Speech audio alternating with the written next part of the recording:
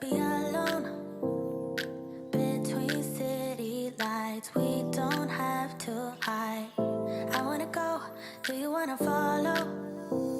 There's something in the air, I can't explain it, but it's there. Ain't nobody gonna find us in our secret love affair. I don't wanna have to hide no more, it shouldn't be unfair. I wanna go, and I wanna know, do you wanna follow? Baby, do you wanna follow?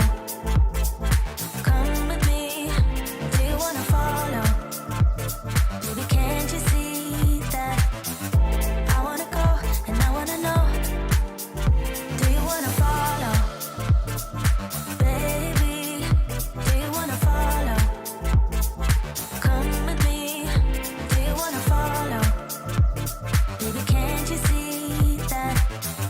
I wanna go, and I wanna know, do you wanna follow? I can't understand why we can't hold hands, but they don't know what we have is real love. Aren't you sick and tired of having to hide? I know a place, do you wanna follow? There's something in the air, I can't explain it, but it's there. Ain't nobody gonna find us in our secret love affair. I don't wanna have to hide no more, it shouldn't be unfair. I wanna go, and I wanna know, do you wanna follow? Baby, do you wanna follow? Come with me, do you wanna follow? Baby, can't you see that? I wanna go, and I wanna know, do you wanna follow?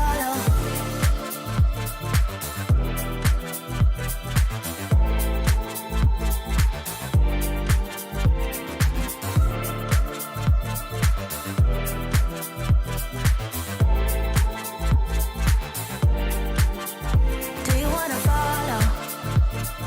Baby, do you wanna follow? Come with me, do you wanna follow? Baby, can't you see that? I wanna go, and I wanna know, do you wanna follow?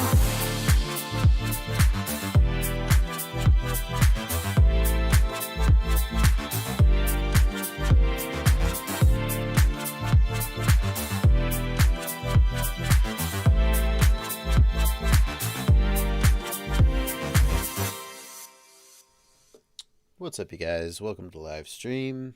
It is Monday night. It's time for that USA stream, right? We do this stream late at night when all the Europeans are sleeping.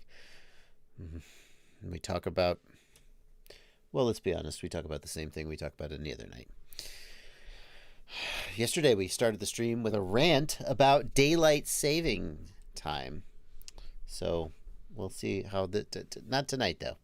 Tonight we're just going straight into a normal, average live stream.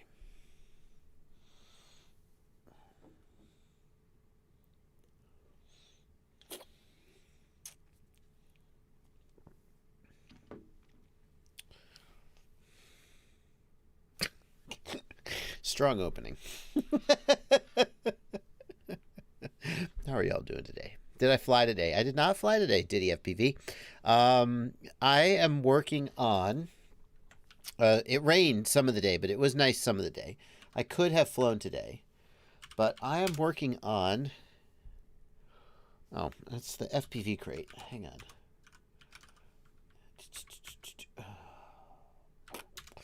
I'm working on a build. Is this a limited edition boxes? Yeah. Why is it limited edition? I'm working on a build tutorial for this thing, and it's a lot of content to edit, and unfortunately, there's a guy who usually edits most of my videos to give me more time to answer your emails, and he is not feeling well this weekend, and so he was not able to work on it today, and so that's what I did today. But I probably wasn't going to fly anyway. Yeah. So thank you for asking, though. Thank you for asking. Well, Mr. Eddie Nunez in the Discord server wants to know, will we see any more DJI FPV videos? Eddie, for a minute, I thought you meant like DJI FPV, like the DJI FPV goggles. And I was like, yes, yeah, pretty much. You're going to see more of that. But you mean the DJI FPV drone. Yeah. Like, I'm very, very thankful for the opportunity to review the DJI FPV drone. Having fulfilled that obligation, then you have to ask, well, how much more content am I going to make about it?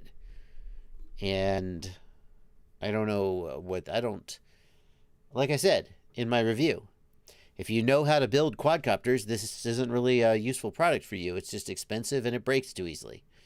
And lots of people are posting pictures of their broken DJI FPV drones and confirming that.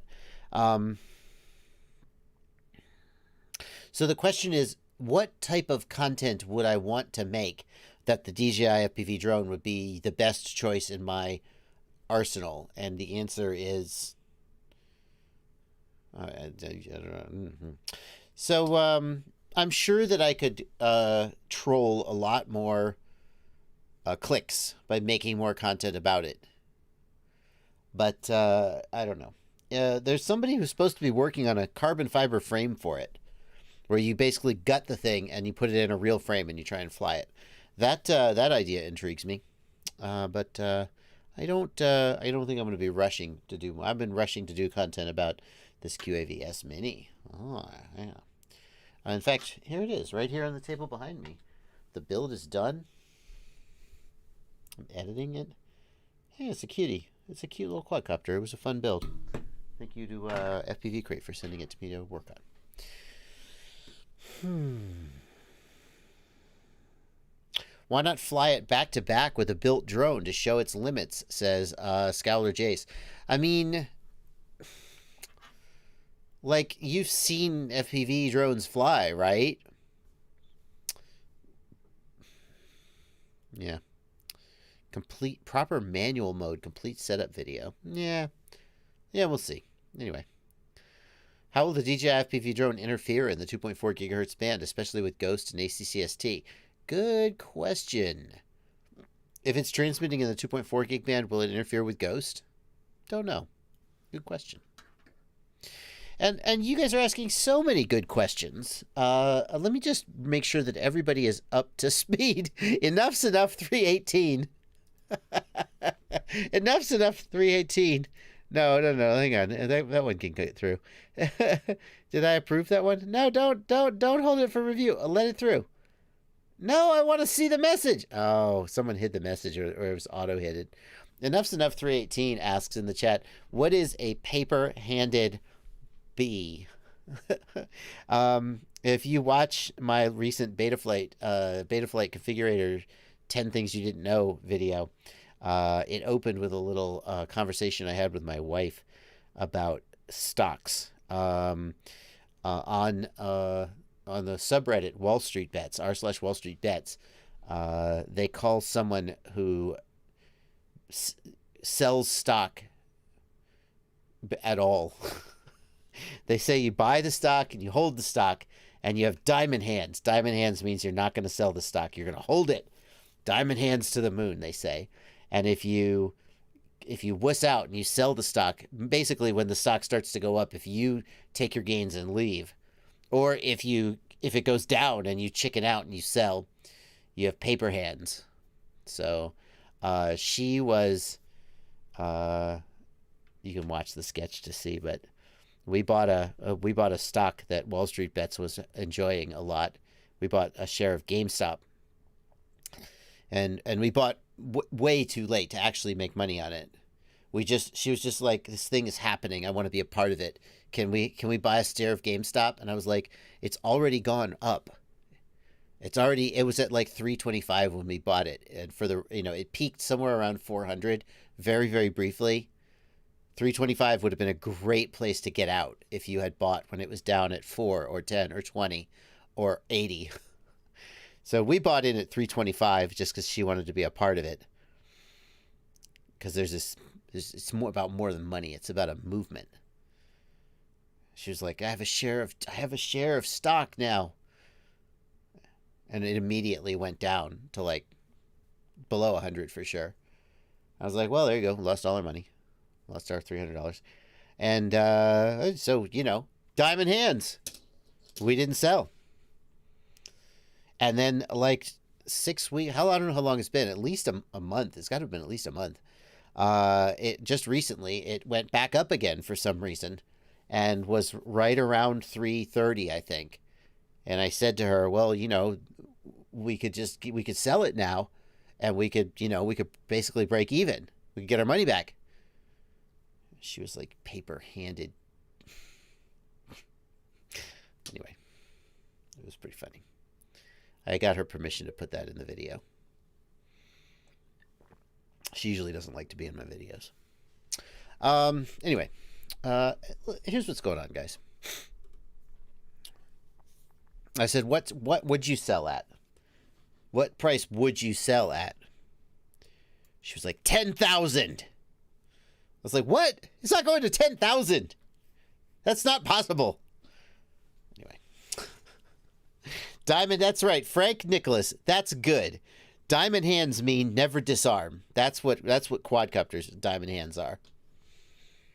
Anyway. Here we go. Here's what's going on, guys. This is my main screen. I'll be monitoring you guys in the chat and answering your questions. Yes, I am using OBS Kevin Hagen. See, I answered a question. If you guys want to make sure I get your questions, if you want to make sure I get your questions, hit the $ right down here and leave a super chat. A super chat will get called out right over here into a separate window, and I will get those questions. That's a way to make absolutely sure I read your message on the stream. And in addition, another cool thing that is worthy of praise is these beautiful people over here. This is my Discord server on the other half of the window, and these people are my patrons. Hello, patrons. Thank you so much for your support. Oh, Mr. Stubbs has been holding Bitcoin. Got in at 9,000. Yeah, you're doing real good if you got Bitcoin at 9,000. You've like quadrupled your money, I think. These folks are patrons, and that means that they subscribe to me on the Patreon website. There's a link in the video description down below. You can subscribe for $1 or more, or $2 minimum. $2 or more a month, or if you feel like I've earned it. And yeah. John H., it doesn't matter that GameStop is way down because we have diamond hands. I'm like, if the whole point is to have diamond hands, eventually you have to sell. Otherwise, diamond hands just means you're holding the bag when the stock tanks and other people get the gains, right? Here's the point. Tell me, any Wall Street Bets people out there watching the stream, here's what I don't get. Explain it to me. If Ape have diamond hands, how can Ape get tendies? You can't get the tendies if you don't sell the stock eventually, right? Somebody tell me what's going on there. A few people are saying there's an issue with the stream. My stats look good on my end, folks. Reload your window or something. It's not OneDrive, I'll tell you that.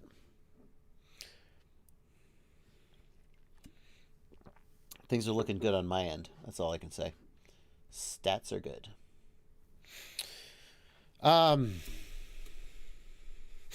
How do you get the tendies, folks? How do you get the tendies if you never sell? Someone has to sell.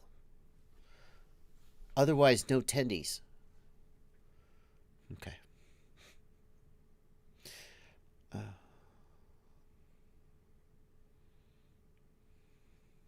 All right. You get other people to give you money to buy more stock and siphon some off for tendies. Oh, anyway. Oh, lovely. Yeah, no, now I'm seeing dropped frames. Beautiful. I don't know what to tell you guys. I don't have to call Comcast and shout at them. I don't know what to tell you. That's twice today. Oh,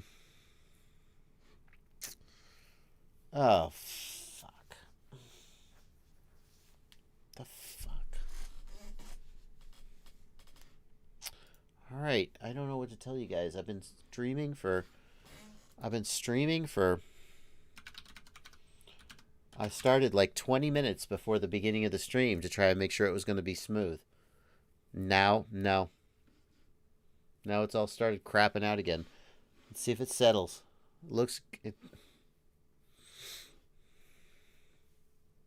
Is it settled?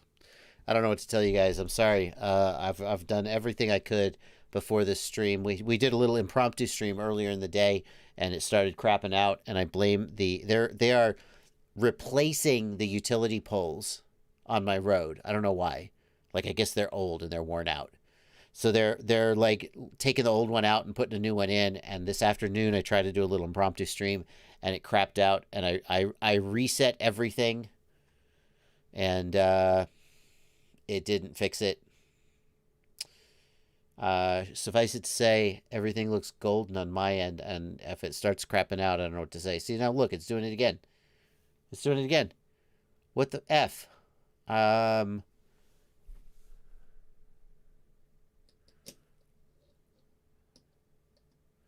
I'm just sending my 5 megabits per second rock solid.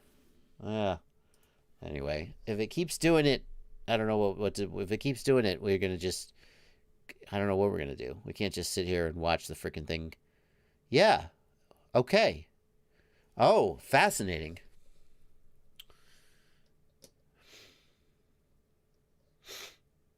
All right, I'm just looking at my router stats now. It's not a very good stream. Let me get some super chats while I can, or attempt to get some super chats. Is it possible to move the DJI goggle OSD, specifically the signal bars? No. You can't move any of the DJI elements at all. You can only move the Betaflight elements. Jonathan McWhorter, thanks for a $5 super chat. Will the Nazgul V2 4S work with my Beta FPV Lite radio? If you put a FreeSky receiver in it, yes, it will. Yoni Musher, thanks for a $5 super chat.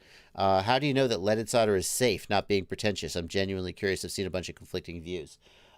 So here's the deal. I've done a lot of reading about lead exposure. I used to handle firearms as a hobby, went shooting a lot, and I studied a lot about the dangers of lead exposure. And what I learned, and you could certainly verify this, is that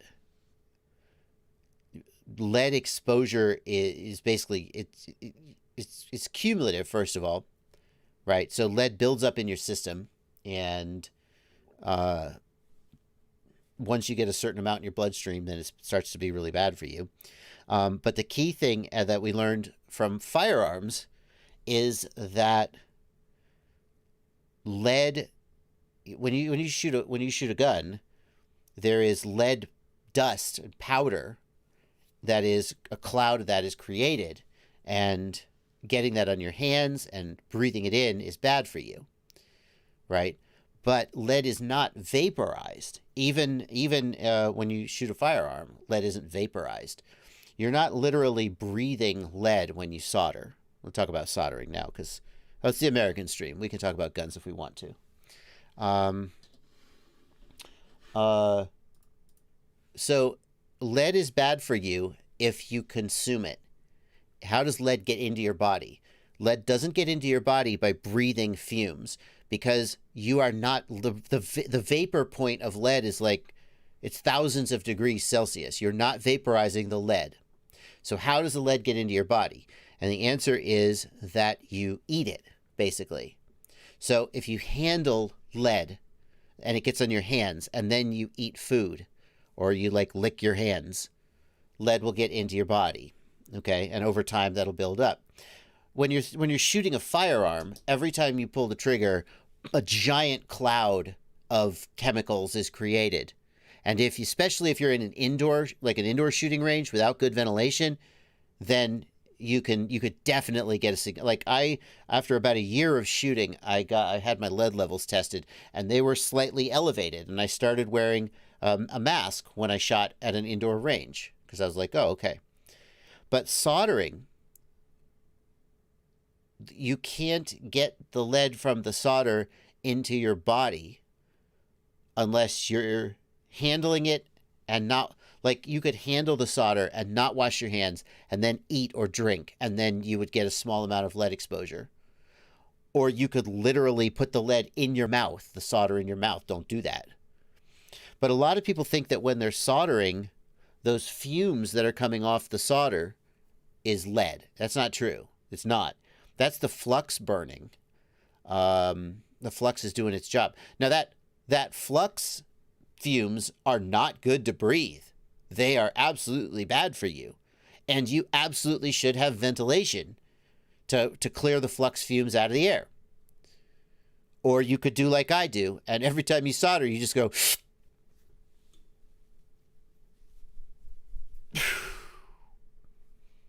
I wish I were joking.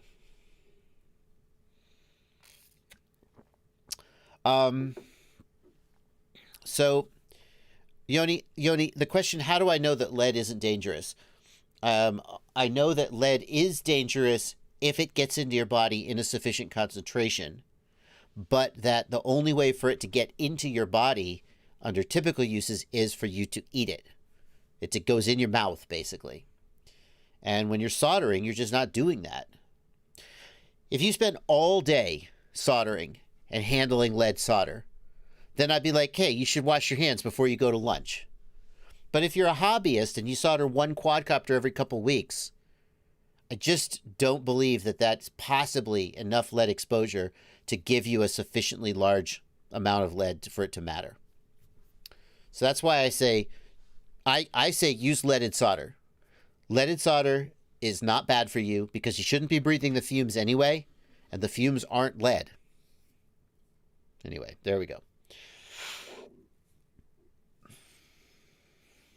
Now, I'm not a doctor, but that's my opinion. Use leaded solder. Don't put it in your mouth. Wash your hands after you use it if you want to be really careful. And don't breathe the fumes. But the fumes don't contain any lead anyway, so you still shouldn't breathe the fumes. Yeah. People in Europe can't buy leaded solder, so it doesn't really matter.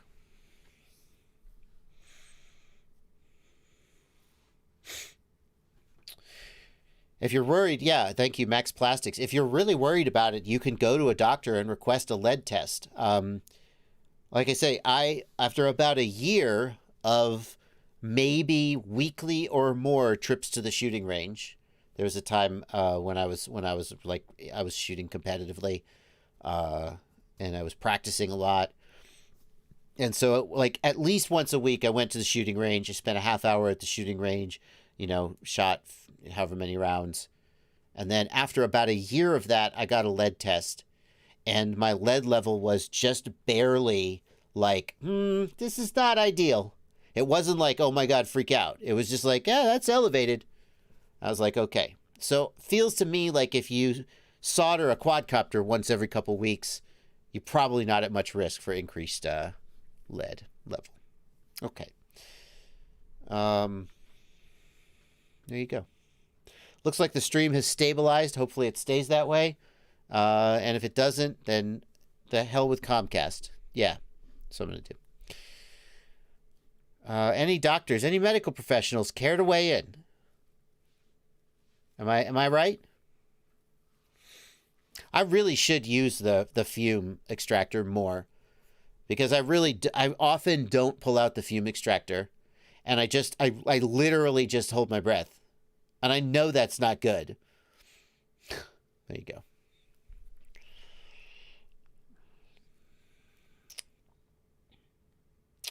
I was a pistol shooter, Mike Bergman. I shot IDPA. I had some rifles, but I was mostly a pistol shooter. Yeah. All right. Good question. Yoni Musher, thank you for that. Hi, Bubby's here. Bubby, I owe you a video. I haven't made the video, but I owe you a video.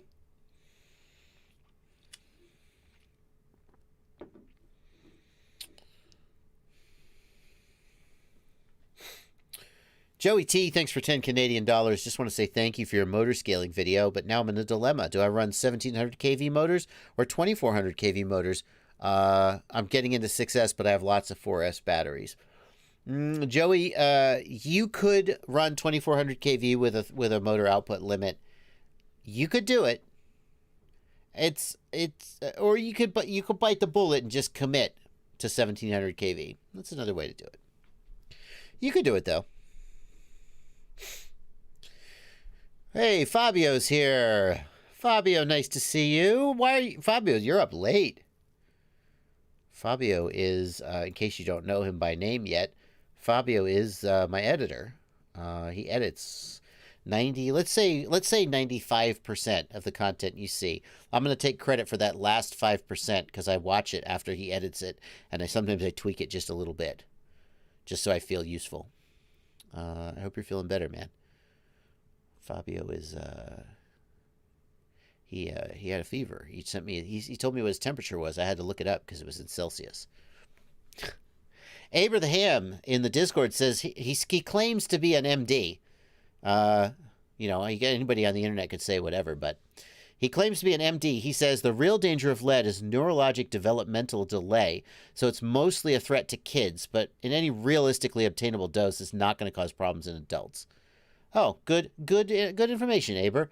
So maybe if you're, teaching kids how to solder, they should be using lead-free because they may be more sensitive to lead exposure. Good point. Very nice. I'll add that to my spiel. Squishy7, we're talking about motor limits, and Joey T's $10 super chat. What a lot of people miss is that just because you run a motor limit doesn't make you immune from efficiency losses from using a high kV motor on high voltages. The lower kV would always be more efficient. Yeah, Squishy, I talked to Ryan Harrell about this once, and I said, Ryan, explain this to me. Why don't we all just run 10,000 kV motors and then just put a throttle limit on it to make the RPM what we want? Why don't we do that? And what Ryan said is that the higher the kV of the motor, the higher the amp it will draw when it tries to draw torque. People say that higher kV motors have less torque. That's not true. Higher kV motors pull more current when they try to make torque. And what that means is that since current is not unlimited, because the battery will only give you so much current, effectively, higher kV motors make less torque, or they make the same amount of torque, but they work the battery harder. So if you have a great battery that can supply plenty of current, you could go to a higher kV motor and just use the throttle limit, and you wouldn't notice a difference. But realistically, that is going to affect the performance some. Yeah.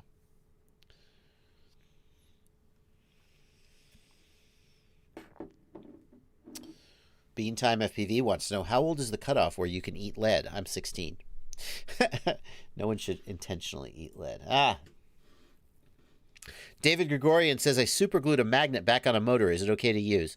No. I mean, yes, but it's going to come off again. It will come off again. Every time I've ever superglued a magnet back on a motor, it pops off again eventually. The superglue just doesn't hold. So it'll work. It'll fly, but it's going to come off again. B-Man FPV wants to know about getting LQ in the DJI Goggle OST.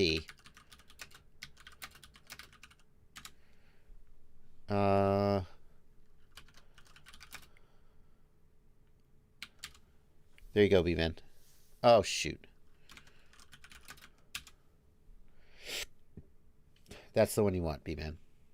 Camera Expressions, thanks for a $5 super chat. I learned a lot from your channel and just want to say thanks. Thank you, Camera Expressions. Jan Grudnicki, thank you for a 5 Canadian dollars. Can you throw it into the chat? Does the Beta FPV AIO BL32 flight controller work with RPM filters?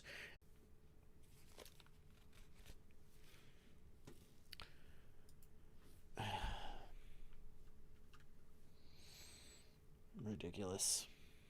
All right. Oh boy, it's back. This is terrible. I don't know what's going on, guys. We're going to keep going. We're going to keep going. I got super chats to read, so we're going to try to keep going. I don't know what the deal is. It's back now. So anyway, Jan Grudnicki is trying to get RPM filtering working with his flight controller, and it's not working. But I think that all BLHeli32 ESCs should work with RPM filtering and bidirectional D-shot. Can anybody tell whether this Beta FPV BLHeli32 FC for some reason doesn't work? That's the question. Here they come. Here they come. It's back. It's back. Yeah, there you go. I'm just going to keep powering through, guys, unless it just completely craps out. I really have no idea. I've rebooted all my routers. It's been happening today. I can only guess that there's some network issue. If it gets really bad, I will probably just close the stream, but I'm going to keep going for now.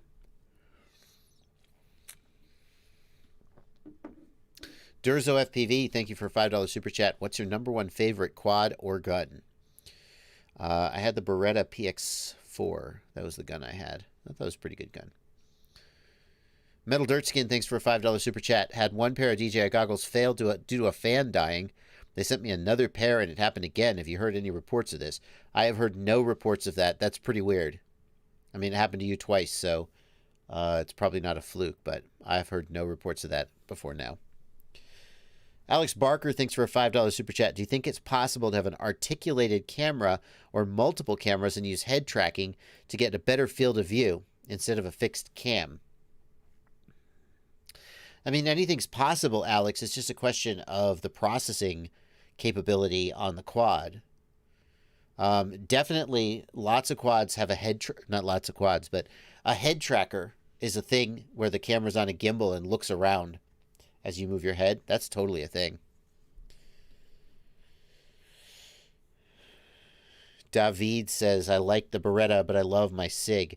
I got that Beretta because I wanted a gun with a, I wanted a single double action with an actual external safety. Like at the time, obviously Glock was a thing, and what's the other one? Springfield, the XD had just come out. Both very, very good pistols. But I at the time felt most comfortable with one with an external safety. So that was the one I went. The PX4, I really like the ergonomics on the PX4. Just checking my stream to make sure it's not crapping out. Yeah. I liked it. I liked shooting it. I carried it for a while. It was decent. I'm a big fan of the Springfield XD. I think the ergonomics on the Springfield XD are superior to the Glock. I just never liked shooting Glocks. I know they're like, oh, they're such a good gun. Everyone loves them. They felt really angular in my hand. Didn't really like it.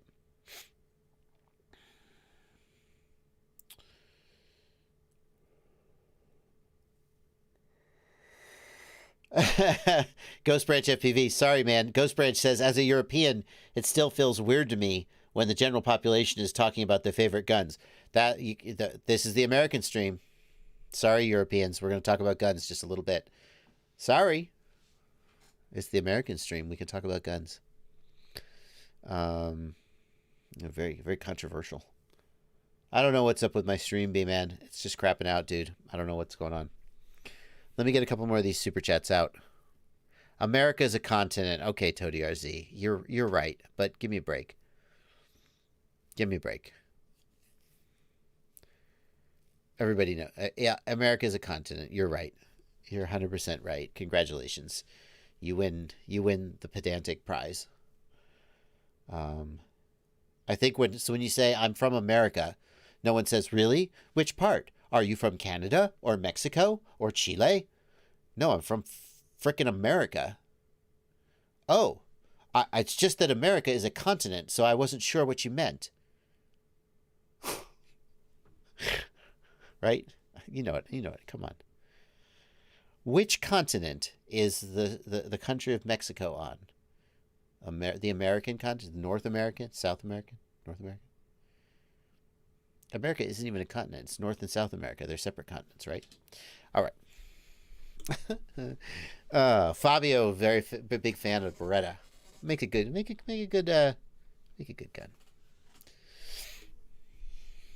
All right.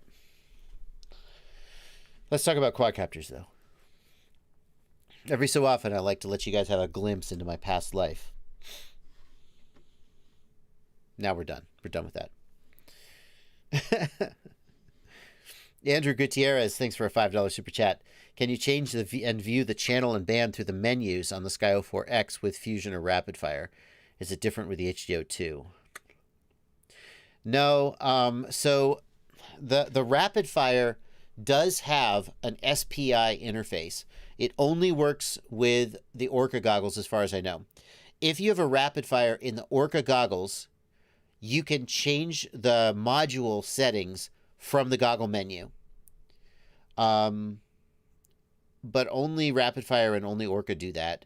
If you put a Rapid Fire into a Sky Zone, I don't think you're going to be able to change the band and channel from the menus. No. Matthew Stanton says Bardwell's past life: guns, girls, and hard drugs. Well, we got one of those things out of the way anyway. Next stream, I'll tell you about the girls. So your past life was being bad at geography?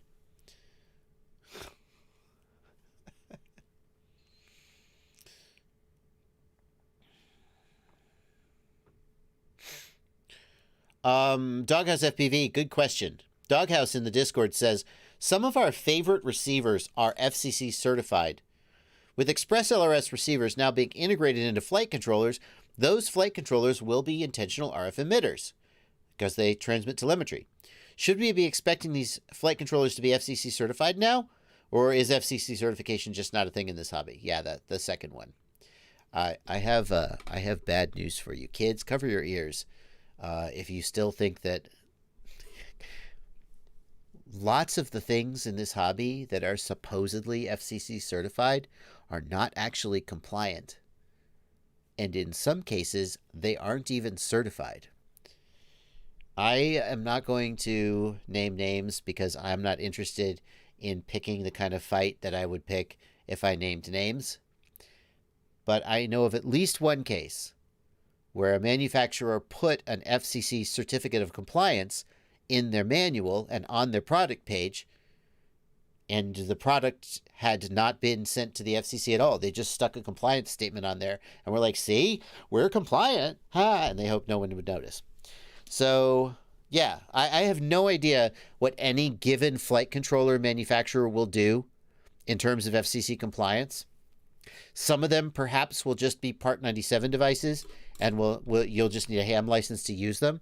Remember, if you have a part, if it's under Part 97, it doesn't have to be certified, right?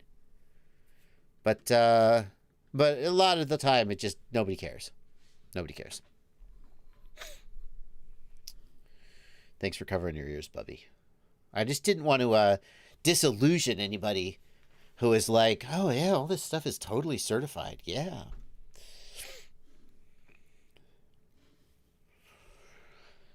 Thank you, BVTV, for $2 super chat.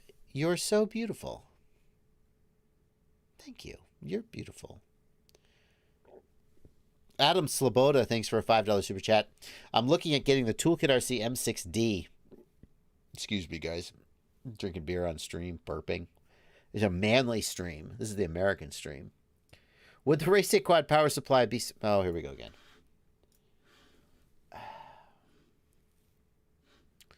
What's happening?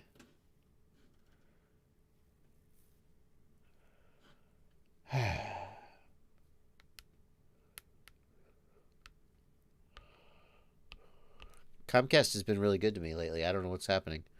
I really don't.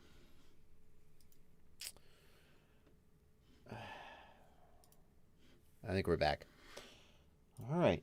We're just going to put this in the side of the... Hang on. Here's what we're going to do.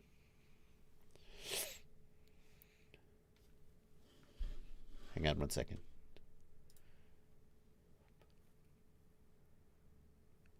Display capture. Create new. Let's see. Add existing. No. Create new. Display capture. Okay. Display to. Yep. There we go. Display to. All right. We're going to capture that. And then we're going to do that. And then there we go. Now we know everything that's happening in real time. Is the internet down? Okay, perfect.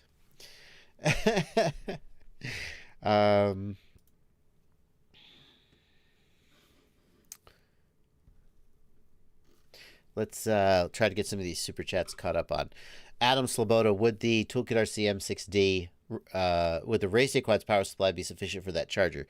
Adam, the Toolkit RC M6D, what we need to do is look at the amount of power that it's going to draw. Oh, whoops. Now I can't do that, can I? There we go. So the M6D is a 500 watt charger. You're going to need at least a 500 watt power supply. That's the bottom line. You can use a lower power supply. You just won't get the full output of the charger. I would want at least a 550 or 600 watt power supply to get the most out of that charger, but you may never be actually running it at 500 watts. So if you're charging just like a 1300 milliamp hour 4S, you might not need but 80 or 100, 120 watts maybe, at which point a 400 watt power supply is going to be more than sufficient.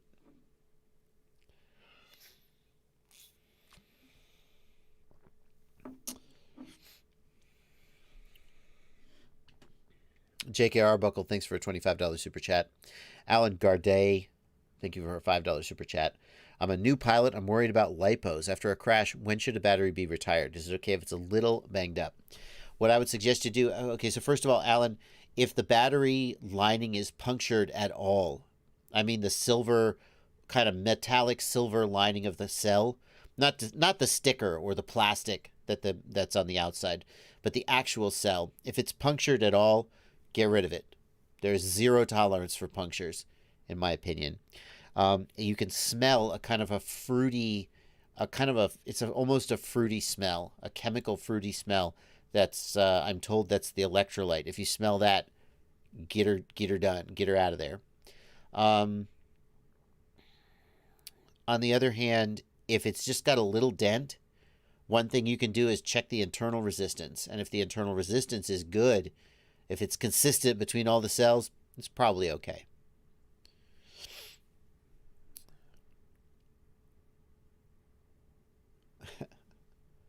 We're hanging in there.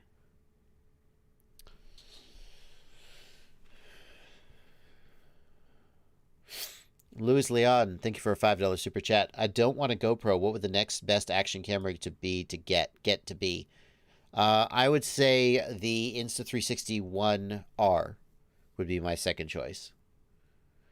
General Squirrels, thanks for a $5 super chat.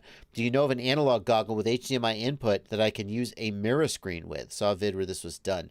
I mean, I'm going to guess that any analog goggle with HDMI input, the mirror screen just outputs HDMI, right? So, I mean, any analog goggle with HDMI input probably could be used, but I don't know if there's anything special about a mirror screen that would mean that it wouldn't work. License to Drive, thanks for £2 digging your Max Headroom impressions. Yeah, I'm not. B-Man FPV, thank you for $5. Thanks for being such a great help. Thank you, B-Man. Bean Time, thanks for $2. Got a message in the live stream chat. Where are you, Bean Time? I got to scroll back. Where's the question, Bean Time? I put a 2S board on a Mobula 6. Can I use a 2S pack with 1S motors and a 60% motor output limit? I think you can. The larger the motor output limit, the more difference it's going to make. I feel like going to maybe a 75% motor output limit is probably going to be fine. And somewhere between 75 and 50%, it gets a little weird. So you could give it a try. You could give it a try. But I would rather just get the correct kV of motor. Nick Sebring, very nice to see you here, sir. Thanks for coming out. Nick makes a lot of great content about micros. Nick, have you ever tried to run a 1S motor on a 2S battery with like a 60% throttle limit? You ever tried that? Nick asks, for those that don't know, what would be a bad internal resistance on a cell? There's two things that would make internal resistance bad. Number one, if you check the battery, when you first get batteries, check their internal resistance. Most chargers will show you the internal resistance. Make sure that you measure internal resistance at a constant temperature. If you bring your batteries in from like the car and they're super warm, they're going to have a super low internal resistance. If you bring the batteries in from the car and they're cold, they're going to have a super high internal resistance. Always let the batteries sit for a couple hours at room temperature before you measure the internal resistance for consistent results. And then always measure internal resistance at a constant state of charge. So basically measure at full charge is how I do it. As the battery's charge goes up, the internal resistance goes down. Why? Don't worry about it. So assuming you control for those things, then you're going to measure the internal resistance like when you first get the batteries, and you're going to go, oh, these batteries have like a 6 milliohm internal resistance. Cool. And then later, if the battery has like a 12 milliohm internal resistance, it's gone way up, and you're like, oh, something isn't right here. But the other thing to look for, Nick, is if you've got a dented battery, if 3 of the cells have an internal resistance of 6 milliohms, and the 4th cell has an internal resistance of 18 milliohms, that's a bad cell. They should all be pretty closely matched.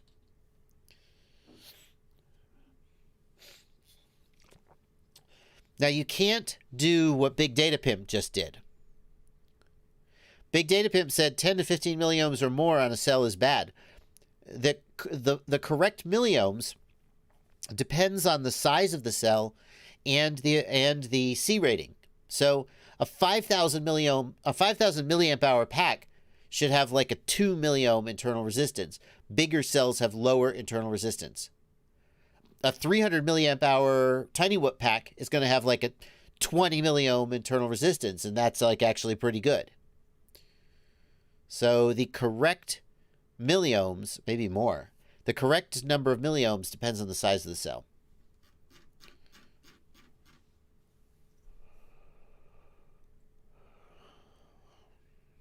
Todd Stafford, thanks for a $5 super chat. Hypothetical question. If you could only have one freestyle quad in the sub $400 price range, what would you want? I mean, I would probably build my own in sub 400. It would have DJI. Probably the Lumineer QAVS frame is my favorite right now. It would be a 5-inch. I'm still not sure what motor I would get.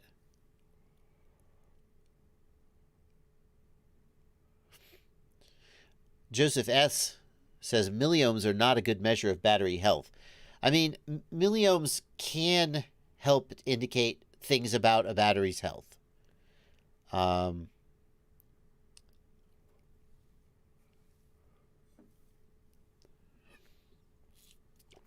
But there is no single absolute value that is right or wrong.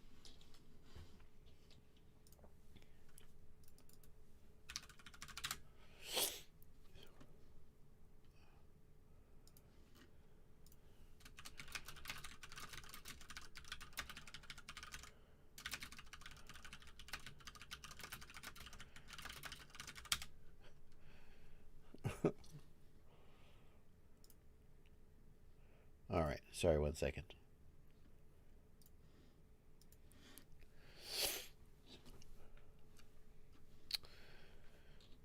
Owen Beresford, thanks for a £2 super chat. Can you name my first quad?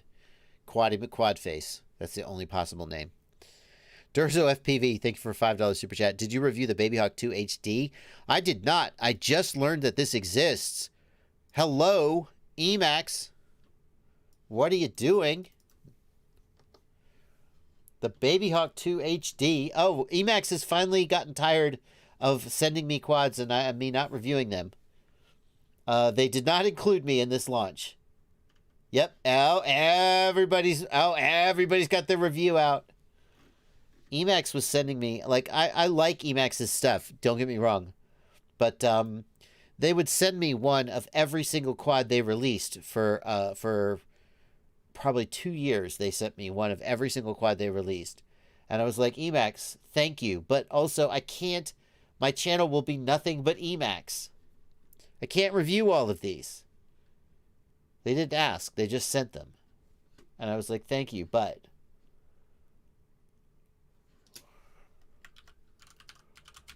So like, they would send me like 5-6 quads, and I would review one of them. The one I was most interested in. And I would feel bad. But I wouldn't feel too bad because I didn't agree to review them. It's a Babyhawk HD, that's it. So like, they just sent them to me. I did feel bad. But what am I going to do? It just shows up in the mail. So they finally were like, all right, screw this guy. Yes. I mean, on the other hand, this is a pretty cool freaking quad. This is a pretty cool freaking quad, I gotta say. Tiny Babyhawk 2 HD.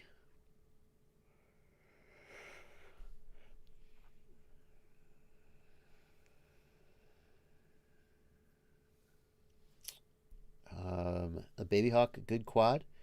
Most Emacs quads are good, to be honest. And this one has DJI in it. So, Caddx Nebula Pro. Let's see what it's got. 141 grams without battery. 1404 motors. What size prop? 3.5 inch. That's interesting. That's a killer. That's a killer. That's killer. Those 1404 motors would be a little undersized for a 4-inch prop. But a 3.5, I mean, they would be about perfect for a 4-inch bi-blade.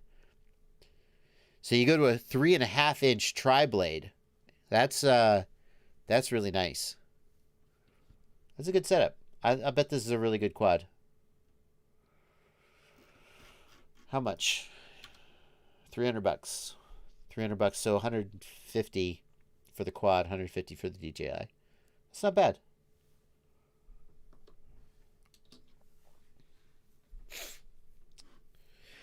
It's true, synthetic. 3.5-inch props means there's not a lot of choice in props. That is 100% true. On the flip side, the Emacs Avant are probably pretty good props. They've always been very good micro props.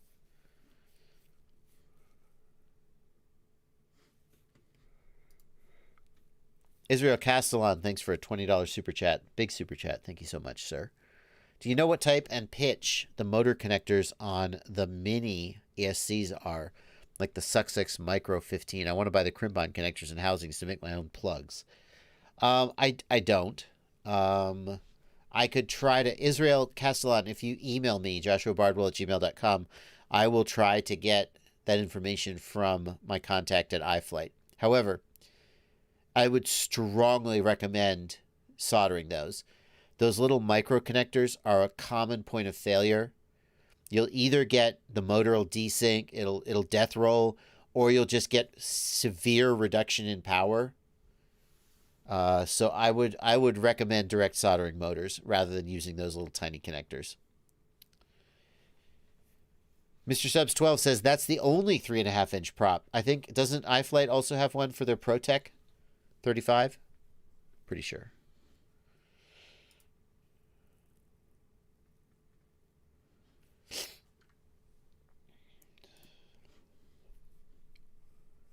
What receivers do you run with the Radiomaster TX16S? RC Addict, the RXSR is my go-to for a 2.4 gigahertz FreeSky like receiver. Most of my stuff is Crossfire, Ghost, or Tracer these days, but when I want a free sky receiver, it's an RXSR. Radio Master has their own line of receivers. The only problem is that their D16 mode receiver is a little bit big. So they have a really small D8 mode receiver, but their D16 receiver is kind of big.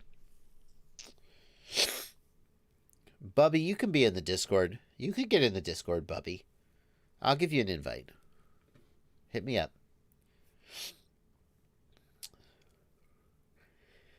Marsares, thank you for €20 super chat. Thanks for all your great videos. I just got my first FPV drone. I'm still waiting for the DJI V2 goggles. I think you're going to like it. Congratulations. And Brian V. We're caught up in the super chats. Hey, yo. Brian V, thanks for a $5 super chat. In many FPV videos, I see the quad is always going where the camera's looking, while I often find myself drifting to the side. Is that tuning or practice? That's you, man. That's you. That's stick time, dude. Sorry to say. The quad, the pilot is in charge of making the quad look where the quad is going. And the pilot can intentionally make the quad not look where it's going. If you look at some of Johnny FPV's early freestyle flights, he was all over the place. He was never looking where he was going, and it was amazing. That's not a tuning issue. That's you and the sticks. As you get better and better at flying, you will get better at that. That's one of the things that defines a good pilot. All right, I'm going to take the ping down, and as soon as I take the ping down, the internet's going to crap out again. I feel it.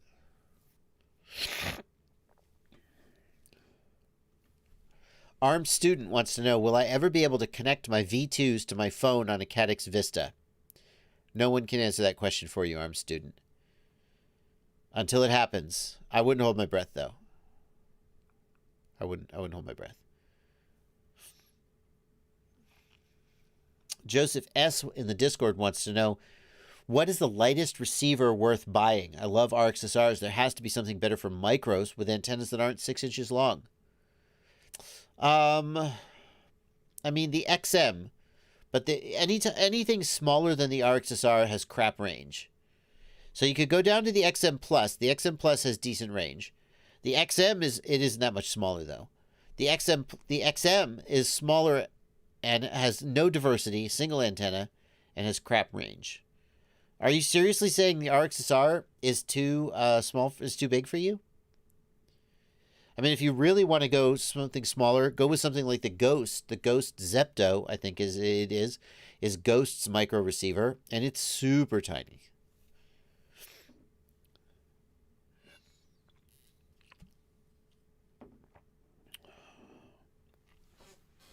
But I assumed you were talking like free sky receivers.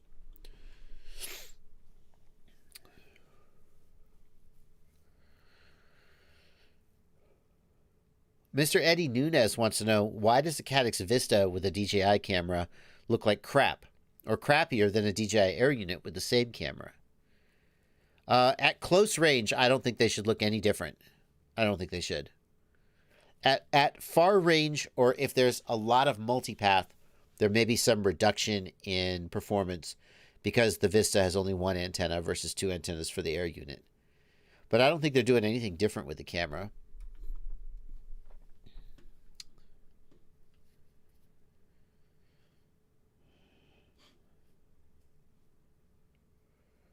Let's see here.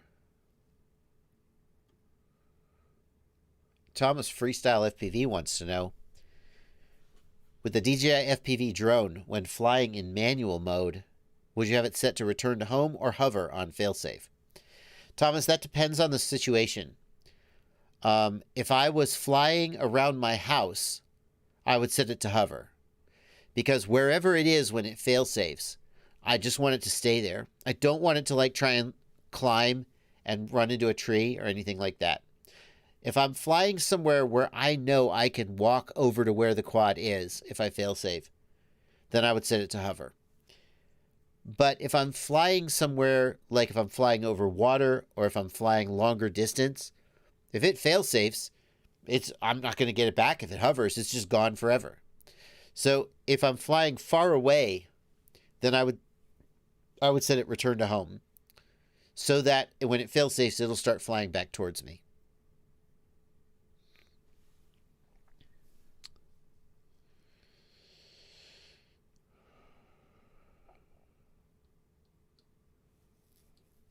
So it depends on the situation. I wouldn't set it to land.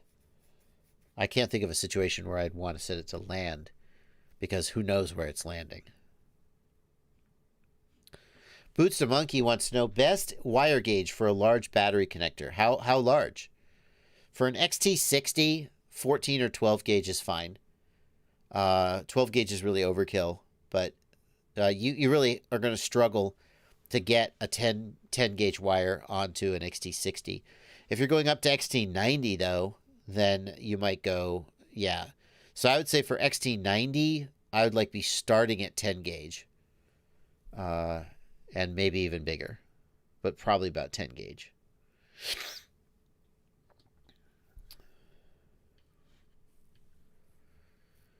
Olafur Holm, thank you for 750 ISK. Is 18650 getting more popular, or will it fade out in time? Olafur, for flight packs, we are seeing more and more of this style of 18650 based lithium-ion flight pack. These are really good for efficient cruising because they have more energy density. You can run these guys down to 2.5 volts. In reality, under load, you can get them down close to 3.1 or 3.0 volts. And since you can run them lower, you get more milliamp hours per gram. But they have terrible C rating. So I think they are things that have a place, and it's gotten more popular, but I wouldn't say it's popular. It's gotten more popular. It's gone from 0 to any, but I wouldn't say it's popular.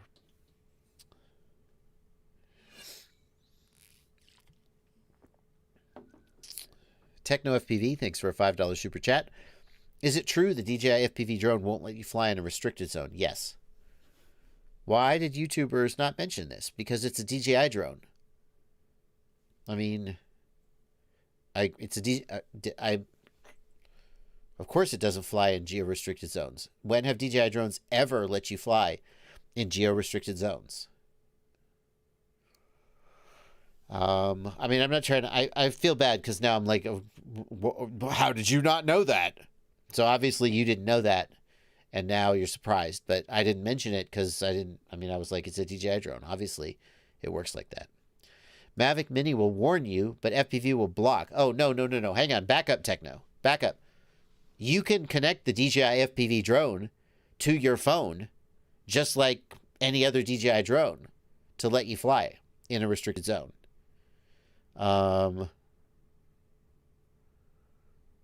Right? 507RC? I mean, I don't have one of those near my house or anything. Can't you connect it up to the phone to get to input like your Kitty Hawk permission to let you fly?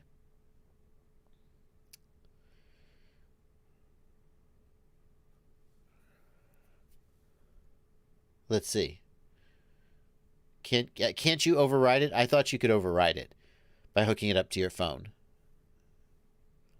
I see that the question has more nuance than I at first thought.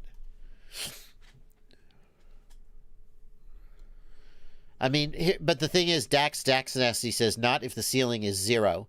I mean, if you're in an absolute no-fly zone, then it won't fly. But neither will any other DJI drone, and neither should you with any drone.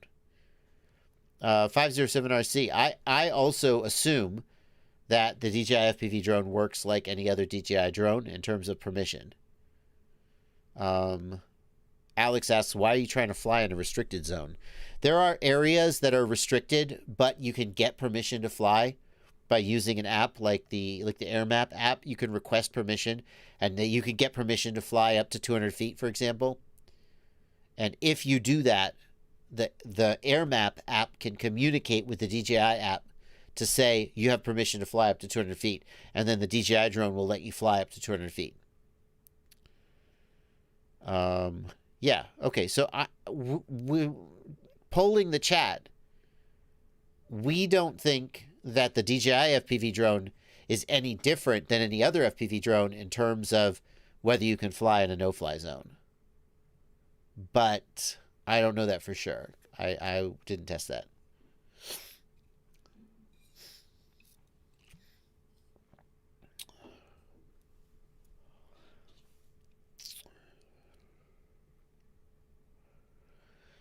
Cypress Hobalicious in the Discord wants to know, which capacitor would you recommend? 35 volt 1000 microfarad or 35 volt 470 microfarad? I mean, more is better. I think 1000 microfarad is a pretty sweet place to be. A lot of times people use a smaller one to save size and weight. 470 would be the minimum, I think.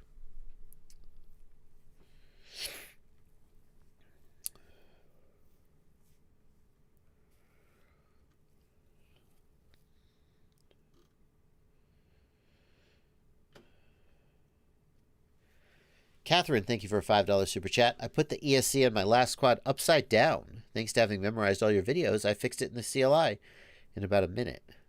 Awesome. That really feels good. Thank you. I'm glad that worked for you. Eric Eggers, thanks for a $5 super chat. I just got the DJI FPV drone. If I was to get the Emax Babyhawk HD, will it work with my V2 goggles? Yes. Eric, in the device menu, you go device about. And in that, what a dumb place to put it. There's an option to switch from the DJI FPV drone to a regular Air Unit Vista FPV drone. And the goggles, you just reboot the goggles and they come up in a different mode. Techno FPV says, I'm asking for a friend. I convinced him to buy the drone. He wants to get into FPV, but he lives by an airport. Can he still request permission to fly? Techno, there's no way for me to know what airspace he's in. If he's in like Class B airspace, no, you can't fly. He can't fly at all. And even if he had a regular drone, he shouldn't fly. If you're in Class B airspace or whatever, you shouldn't fly. What you should do is you should download the AirMap app. AirMap. Download that app, take it over to his home, and see if you can request permission to fly in that area. See if they'll give you permission. Or download the FAA Before You Fly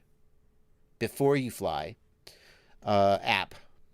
It's literally the letter B, the number 4, the letter U, fly, Before You Fly, and see what it says about his location. T. Simon, very good point. T. Simon, talking to Eric Eggers. Eric, if you bought the DJI FPV drone, the controller will not work with the Emax Babyhawk. The goggles will work, but not the controller. Yeah, he specifically asked, will it work with my V2 goggles? And it will, but the controller won't. It's a good point, T. Simon. I appreciate you pointing that out. Does it cost money? No, it doesn't cost money. iPiggy FPV build says you can call the tower. You're not supposed to do that, iPiggy. It used to be that the way you got permission was to call the tower. The FAA explicitly said, stop calling the tower, because people were bugging. There were two things going on, as I understand it. One is that people calling the tower, they were like, they didn't want the tower to sort of be in that loop. They wanted control of it. Number one, because they wanted to take the load off the tower. And number two, they wanted consistent enforcement. And different towers were giving permission and not giving permission, and they just didn't like it. So you're not supposed to call the tower. And if you call the tower is not supposed to give you permission to fly. And if the tower does give you permission to fly and you get in trouble, the FAA may not consider that to be valid, although that's remains to be seen. So don't call the tower. That used to be it, the way it works, but it's not anymore.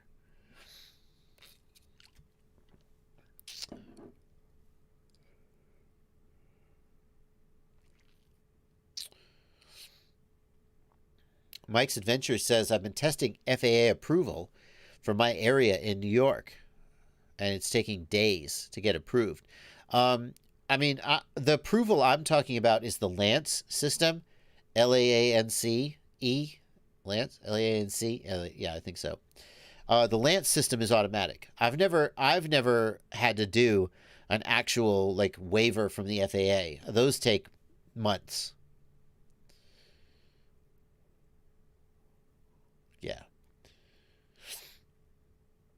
Abraham says the zone limitations on the DJI FPV drone are less restrictive than I anticipated and less restrictive than AirMap led me to believe. They make you observe a ceiling altitude. You can request clearance through the DJI app. And one pretty cool feature is that the goggles will alert you of piloted aircrafts with the same type of indicators as the home arrow when you're in the goggles. Yeah, I actually saw this. I didn't see this any of the times when I was working on my review. But after I released the review, there was a helicopter flying overhead my house, and the DJI V2 goggles, or maybe the drone, I'm not sure which, they have ADS-B receivers, and they can detect the ADS-B transmissions from the aircraft, and they say aircraft nearby, or they say aircraft too close, land. It's pretty slick.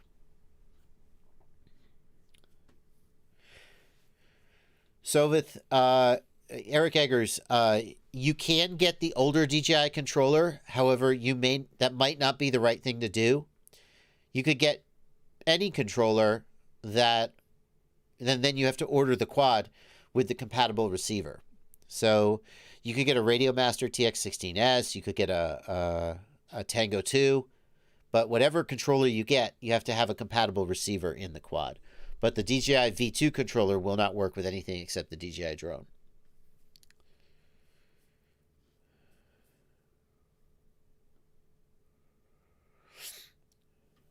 Can you request to go above 400 feet? You can request it, but the drone won't let you do it. 400 meters, not 400 feet. 400 meters for the record.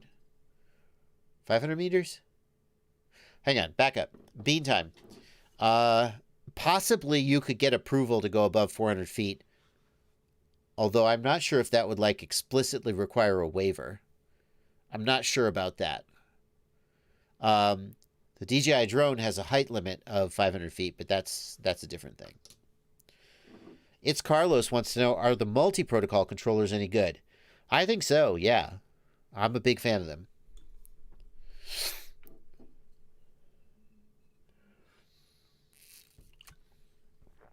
.400 feet is the FAA limit. Yeah, I got confused there. 500 meters is the DJI drone limit.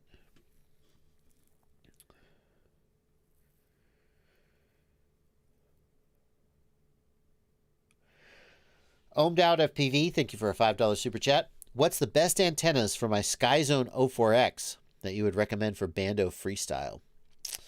I'm a big fan of the VAZ Ion V2. VAZ Video Aerial Systems. The VAZ Crosshair V2 is also good. Those are very good antennas. You're going to make the most out of your goggles. Obviously, the higher the power of your video transmitter, the more you're going to penetrate.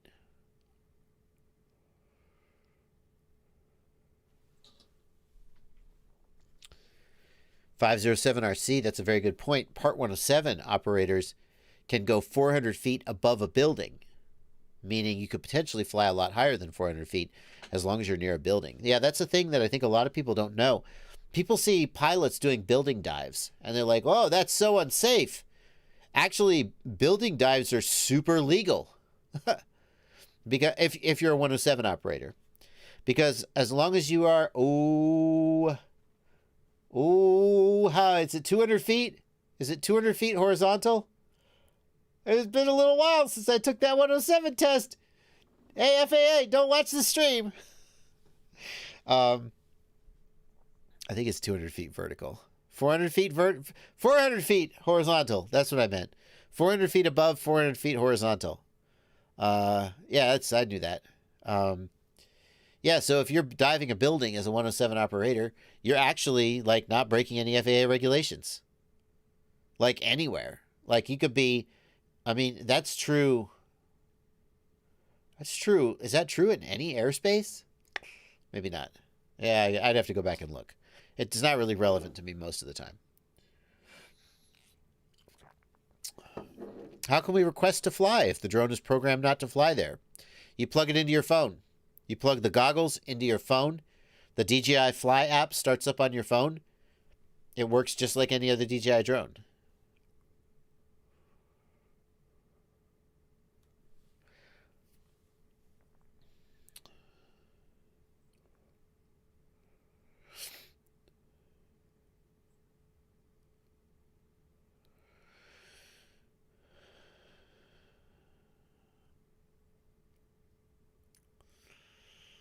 Have I tested the Ethics VAS antennas? I have not, Tiago Ramos. Phenomenosum says my Caddx Vista immediately caps to 39 megabit per second, 35 millisecond latency when armed. Up to date and on 50 megabit per second mode, adequately cooled during flight. That's a tough one. I mean, I would check for a damaged antenna. Obviously the firmware's up to date. You could have a bad Vista, I guess.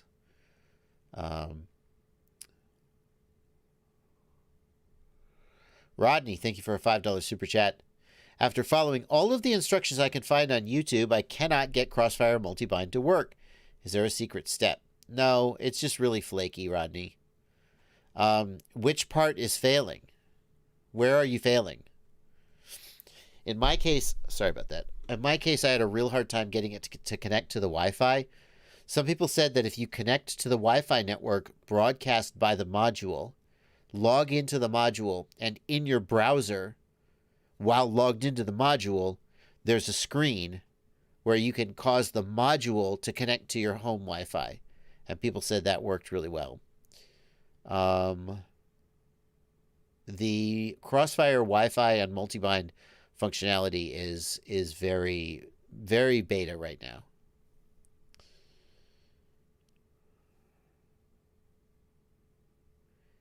FPV Details, thank you for $5 Canadian. I own a 6S 5-inch quadcopter, the Gepar C 4K, with the UAV Tech 5-inch tune. The quad flies great, but when I mount my Hero 8 and give it throttle, it shoots to the moon. FPV Details, usually adding more weight to a quadcopter damps down the tune. So if your P gain and your D gain are slightly too high, adding weight will fix that. By the same token, if you tune your quadcopter to the absolute edge with the GoPro mounted on it, and then you take the GoPro off, you could end up with jitters and shakes and fly to the moon. But what you're saying is you add weight and it shoots to the moon. I've seen this happen one time. I tried to put a 360 cam on my quad, and the 360 cam was mounted vertically. And in addition, I had it up on like a little bit of a stalk so that it would see more of the quad. And it had so much vibration that the quad tried to fly to the moon. So I can only guess that something about the way you're mounting the camera is causing excess vibration that's making the quad want to shoot to the moon. You said it's a Hero 8, right? A Hero 8 is a lot of weight for that quadcopter. It's got to be something about the way you're mounting it causing excess vibration. That's what I think. AK Drone Flyer wants to know any update on the ability to use a real remote radio with the PS4 on the Liftoff Deluxe simulator. No update, AK. They're trying. Yep. They're trying, but no update.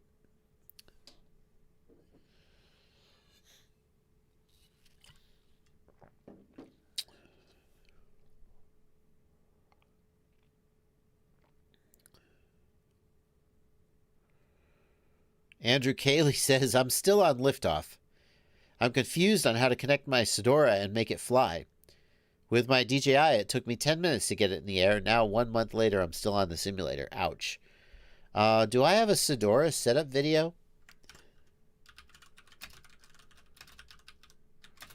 Seems like I might. Oh, no. No, I don't. I have various setup videos, but not one about the Sedora, unfortunately. The good news is the steps of setting up a Betaflight Quad are the same. You bind it, you check that the channels move, you check your channel mapping, you check your endpoints, you set up your aux mode. See, it's so easy. Not being sarcastic. You really need somebody to just kind of walk you through it, Andrew. Betaflight and FPV are a hobby platform DJI has taken it and made it so it's totally idiot-proof. That means idiots can fly it. And smart people too. But for FPV, it's not idiot-proof. And so you have to work at it and figure it out. I can point you to some tutorials of quadcopters of other quadcopters that I have tutorials for setting up, but I don't have that specific one. Many of the things are going to be the same.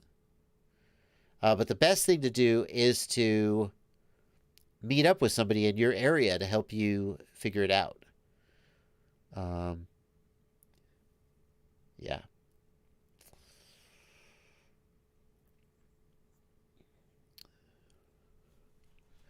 Sovith wants to know, are there any transmitters that support DJI air units besides the DJI V1? Nope. That's the only thing that binds to the air unit is the DJI controller V1. But a lot of people just put a different receiver in the quad and don't use the DJI controller, including me.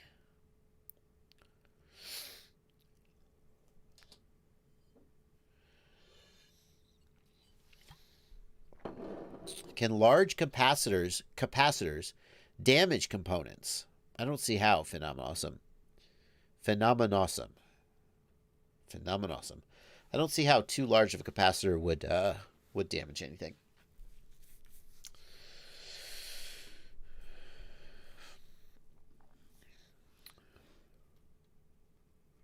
I'm caught up on the super chats. That's good. Let's see.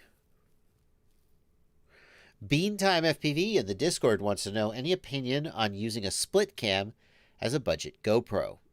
I mean, the image quality is going to be really bad. All of the split cams have poor image quality. Some are worse than others. Some are almost okay. None of them are as good as a GoPro at all. Payson K wants to know, do you have any expectation of an Air Unit V2 with 810p resolution and 2.4 gigahertz in the coming months? I mean, it's a natural step, isn't it? It would be a natural step for them to do that. At the same time, someone was just talking about how they're afraid that DJI is going to drop the air unit in the Vista entirely. I hope they don't do that. I don't think they're going to do that. But the reality is we just don't know. We don't know if a new V2 air unit is coming or if they're going to drop the air unit in the Vista entirely and focus on the drone. We won't know until we see what happens. I wouldn't expect a new air unit in the next few months. I haven't heard anything like that. Nope, sorry. I don't know anything. You're reading too much into it. I do think that would be a natural thing for them to do. I wouldn't be surprised if they did it. I haven't heard any indication that they're doing it. See you later, Ghost Ranch. Take care of yourself, man.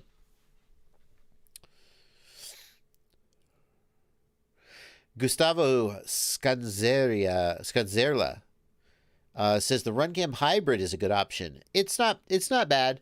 It's one of the better ones. Its HD feed is pretty decent.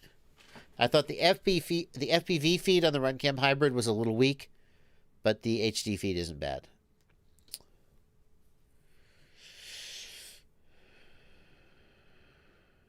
If they drop the air unit, we're screwed. That's right, Bubby.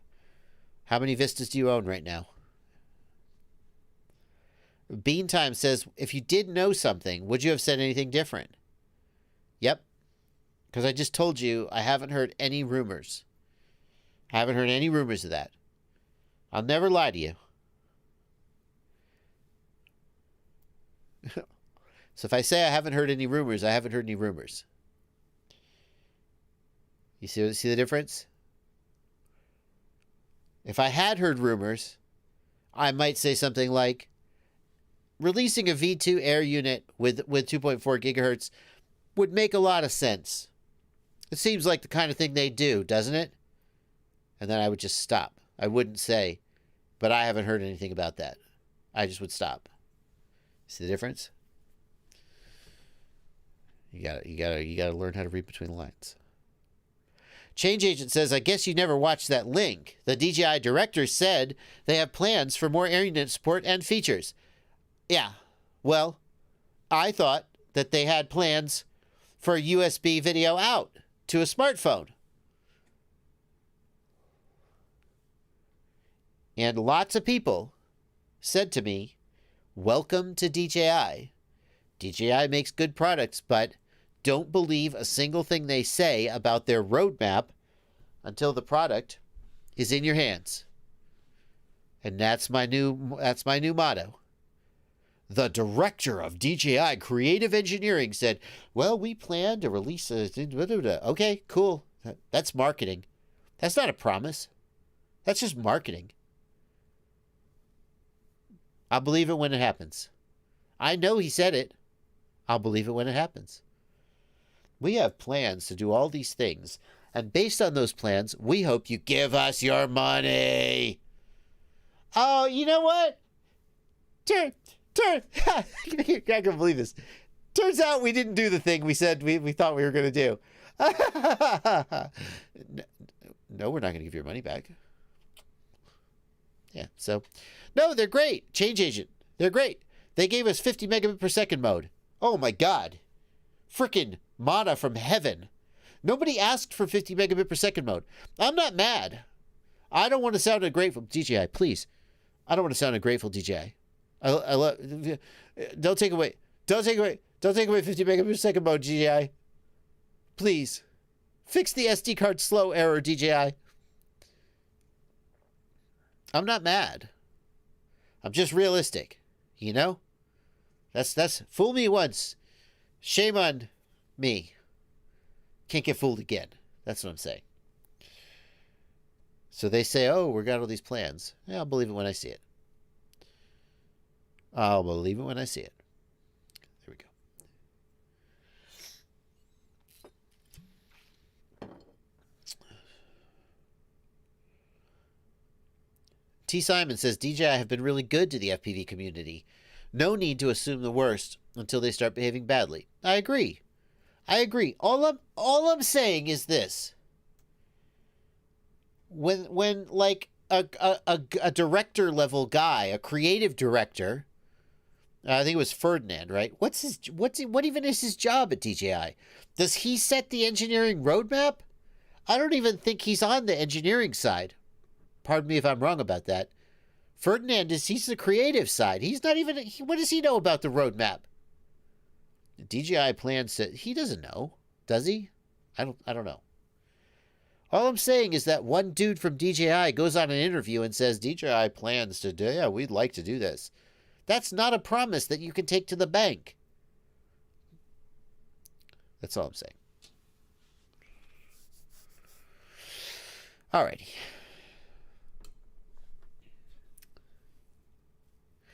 Hectectica, thank you for a $5 super chat. Flywoo 4-inch frame with Zing 1404 3700 kV motors.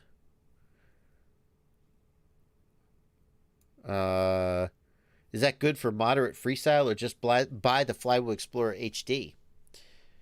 Yeah, I mean, if you want a Flywoo 4-inch frame with 1404 motors, why not buy the Flywoo Explorer HD? Right? Why not buy... I mean, I do like the Success F7 stack. I like the Success flight controller better than I like the Flywoo flight controller.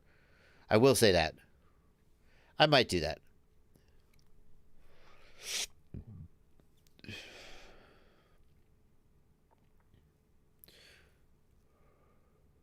Thank you, Bambi FPV. If I had $1 for every time DJI promised a feature and didn't deliver. The point is not, like, the more I talk to people who have been in the DJI ecosystem for a long time, the more I realize that it's not that they're, like, bad, and it's not that they, like, lie. It's just that they are a gigantic company with lots and lots of moving parts. And so somebody from some department says, oh, yeah, we really like to do this thing. He is telling you the truth, or she is telling you the truth, as they know it. But then at some point, it turns out that that doesn't manifest because it's just a big, complicated machine. It just means that until the product is actually in your hands, you can't be confident that it's going to happen.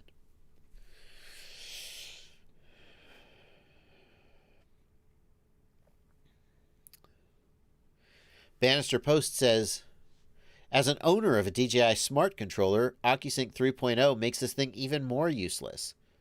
The Smart Controller had potential to be great. Yeah, because the Smart Controller supports... Does it support OcuSync too? It can't bind to the air units, but it binds to the Mavic. And so now they're going to release a Smart Controller V3 that supports OcuSync V3, right? And your V2 Smart Controller... Oh! And that means Smart Controllers are going to get way cheaper. And then I can buy one, so I can have HDMI output for my goggles. Ha!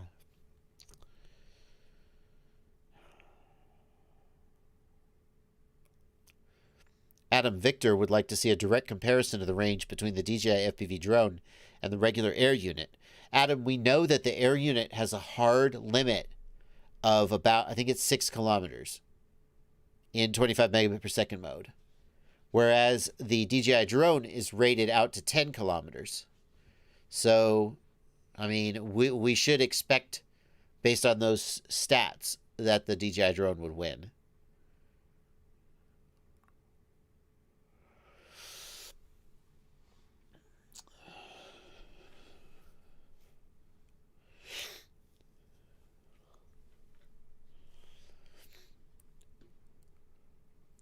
Steezy P wants to know about the aeronautical knowledge test as part of the recreational registration requirement. Steezy P, I'm not actually sure what the status is off the top of my head. What I would say is try to register the drone. If you're able to go to the FAA Drone Zone website and register the drone, then you don't need the test, right? Because they should tell you you need the test if you need it. That's what I would do. Edward Ashley, thank you for a $5 super chat. Edward says, I'm a newbie to FPV, flying a Tiny Hawk and a JB Xylo 5-inch. I optimistically got a ticket to Rampage for my dad and me. Vaccine, check that numbers stay down and we can fly. Hope to see you there, Edward. I was on the fence about whether I was going to go to Rampage. Obviously, I want to go, but also I was not sure whether it was responsible to go to a large gathering and potentially bring something home to my family. I was like, it's not worth the risk. Even if the risk is small, it's just not worth it. But I also have been vaccinated. I got my first shot. My second shot will be in just a couple weeks. And then at that point, I feel like the risk will be a lot lower.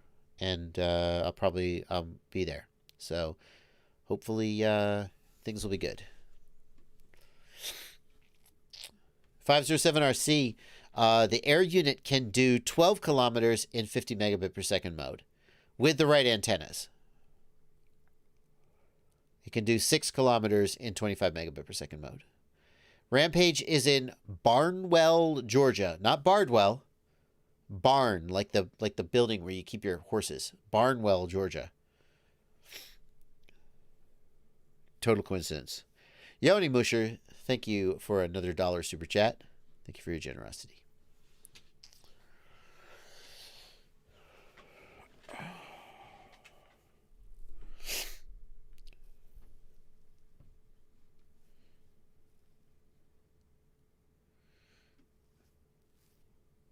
Alrighty. We are caught up on super chats again. It's amazing. CVN 4301. Barnwell, I'm sorry. I apologize. Barnwell, South Carolina. Thank you. I don't know why I thought it was in Georgia. Azeroth 8, thank you for that correction. CVN 4301. You have a Radiomaster TX16S, a Gep RC Crocodile 7, and a Caddx Vista with a Crossfire receiver. Will I need a Crossfire module for the controller? Yes, you will. Yep, you will. Just that simple.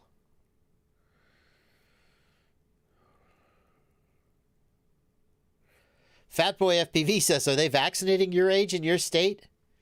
Well, Fatboy, suffice it to say, there are other health... So at first they were doing frontline workers, like nurses and stuff. And then the second stage was like old people. I don't remember the exact way they broke it out. But they got to the stage that they're in now, and it's people over 65 and anyone with an underlying health condition. And underlying health conditions include kidney failure, heart failure, and being fat. And it turns out I'm just barely fat enough to qualify. Yay! Hey, everybody! Hey, I'm fat enough to get the vaccine.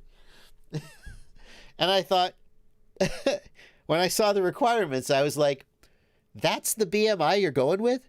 Listen, we're only in stage 1C of, there's 7 more stages of the vaccine rollout, the state of Tennessee. This is the 3rd stage.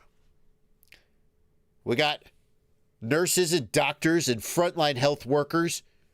We got people over the age of 85 and people with health conditions. Well, what kind of health conditions? Well, BMI, it correlates with bad outcomes. Really? That's true. Well, how about this BMI? Well, like 60% of all Americans have a BMI greater than that. So? Well, it's just like if we put that in stage 3 of the rollout, then basically there's no rollout. Just everybody gets in on stage 3. I don't see a problem here. Okay. Ironically, in some parts of Tennessee, they're literally just letting you drive up to the drugstore and get a shot because they have all these vaccines and no one is signing up to get them. Way to go, Tennessee. Anyway, that's all I'm going to say about that. I try and keep the live stream focused on FPV, and I know that for some people this is a controversial and unpleasant topic that they would like to keep out of their FPV life. So that's all I will indulge myself in, complaining about how freaking outrageous it is that there's a freaking drugstore in somewhere in Tennessee that is just literally giving the vaccines out because no one signed up to get them.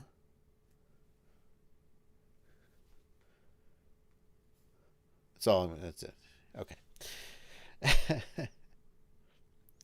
I heard that, Dominic Clifton, I heard that about the AstraZeneca vaccine, that they were going to stop giving it because there were clotting disorders.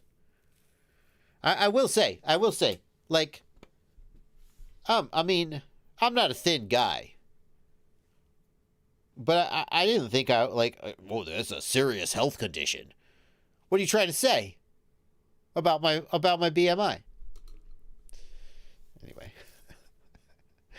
Yeah. UAV Tech. Yeah, the BMI, like I heard about other states where the BMI was like 47. Like you had to be like 400 pounds. I was like, okay, yeah, I'm not there. But the BMI requirement in Tennessee is I think it's like 60 or 70% of Americans have a BMI higher than that. It's like, well, maybe you should bump that up a little bit. Anyway. Moving on. Is there going to be any update on the iNav playlist? Pablo Morales. No. I will not be updating that. The last thing I was going to try to do was get position hold working correctly, but I was not able to get it working correctly. I tried everything.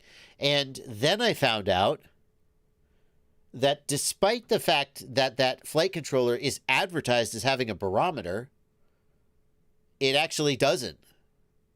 The Tyro 119 that I did the iNav series on doesn't have a barometer. It says it does. If you look in Betaflight, it doesn't. Oops.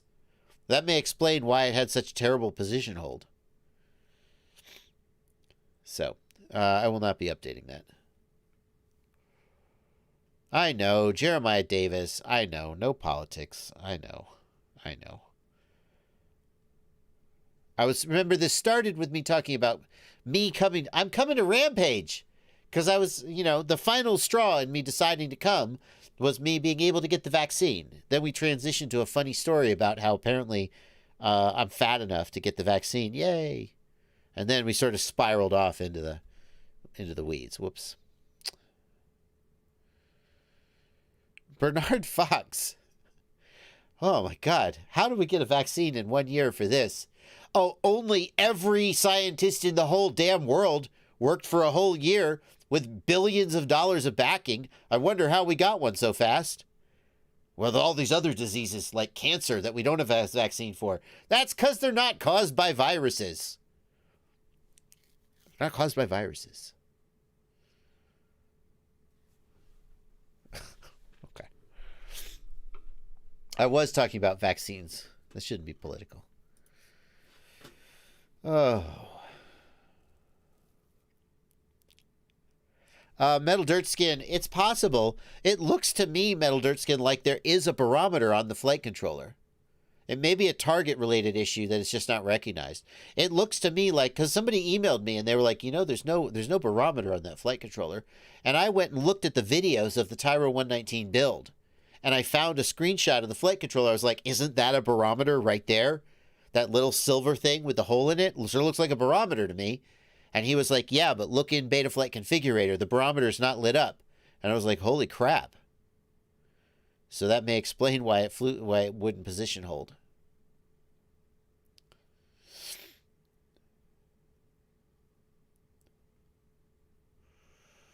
Ciotti is going to be streaming at 10. Come on, dude. You can do it.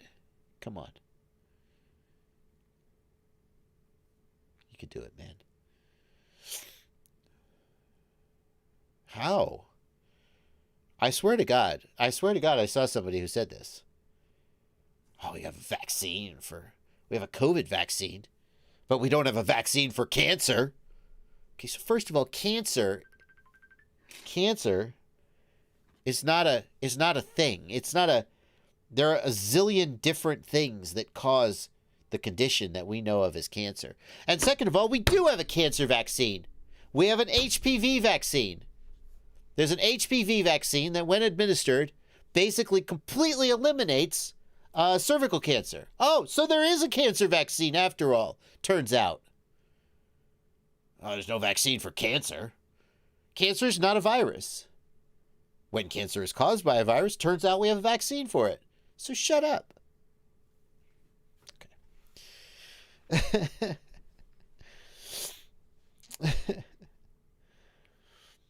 Hey, that's it. It's the end of the live stream. We got 15 minutes left. I'm going to talk about whatever. Okay, I got my finger chopped off by a metal press. Can't vaccinate for that. But somehow we have a COVID vaccine. Uh-huh. Okay, Bill Gates. 661 FPV. HIV is a virus. We don't have a vaccine for it. You can't vaccinate for every virus, especially highly mutagenic ones like HIV, like AIDS.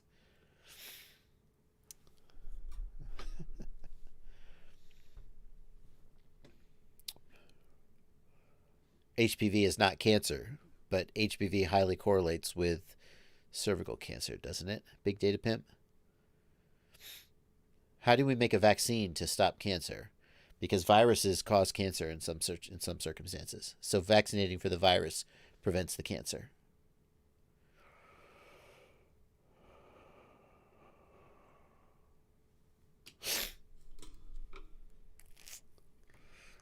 Yeah, HIV is a weird one.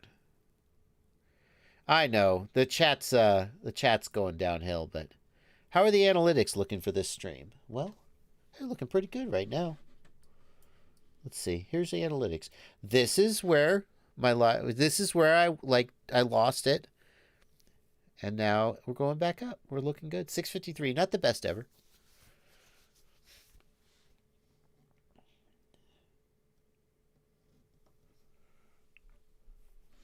Yeah. I want a vaccination against broken props. There you go.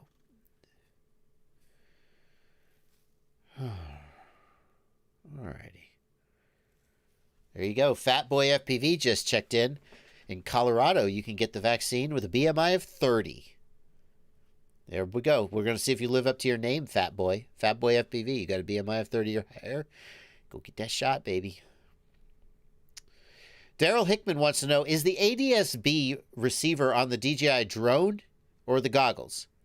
Daryl, I would bet that it's on the drone. Now, I don't know that, but I'm betting it's on the drone. Because if you think about it, it's the proximity of the drone to the airplane that matters. So if you fly in that DJI drone 3 kilometers out, you may not be able to hear an airplane that's getting close to you. Which you shouldn't do because you're not supposed to go past visual line of sight. Haha, whatever. Let's say you're flying that DJI FPV drone out in the sky. I would guess that the receiver is on the drone, not on the goggles. Because the drone is what needs to avoid the airplane.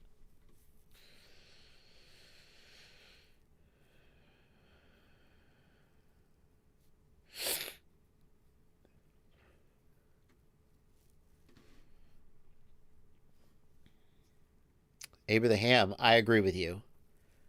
It's very, very cool technology. I'm happy to be a part of it. Frankly, I would have signed up to be a tester. I didn't have the opportunity to sign up to be in a vaccine trial, but I totally would have. There are not a lot of there are not. How can I put this?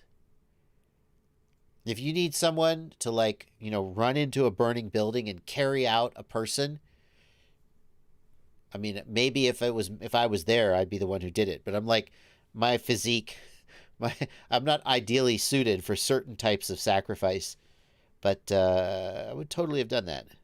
So people are like, oh, the vaccine isn't healthy. Well, I'll be first in line to help find out. I'll take a chance if it helps other people. Anyway, let's just talk more about how wonderful I am on my live stream. What's the most desirable feature you look for in a frame, says Botman64. Right now, weight. The number one distinction I look for in a frame is that it weighs maybe 115, 120 grams at most. I want a light frame. That's where my head is at right now. It doesn't mean that heavier frames don't have a place. It just, that's not where I want to be. I'm looking for how light can you make a frame while still having it be reasonably durable and fly well.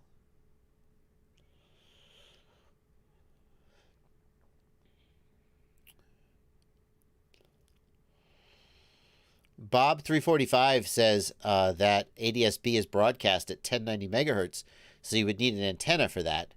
Bob345, Leaveview FPV tore down the DJI drone, said it had 6 different antennas.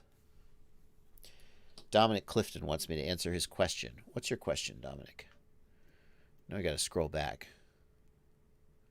Love the interview with Alka Motors. Any chance of more interview videos? Yeah, I mean, I love doing interviews, Dominic. Interviews are, in a sense, easy content. I get to just sit down for an hour, 45 minutes, and talk to somebody. It's a relatively easy edit. You know, you just basically cut back and forth between the cameras, and then you post it. And it's in a way, it's way easier to do an interview than to make almost any other kind of content. But you know, just got to find interesting people to interview. And they're out there, but I don't always know who they are.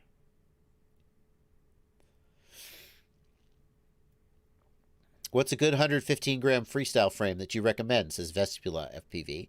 Right now, the one I just did a lightweight freestyle frame roundup. So let me refer you to that. Here it is. Vestibula. Here is my lightweight freestyle frame roundup. There is a bunch of them in there.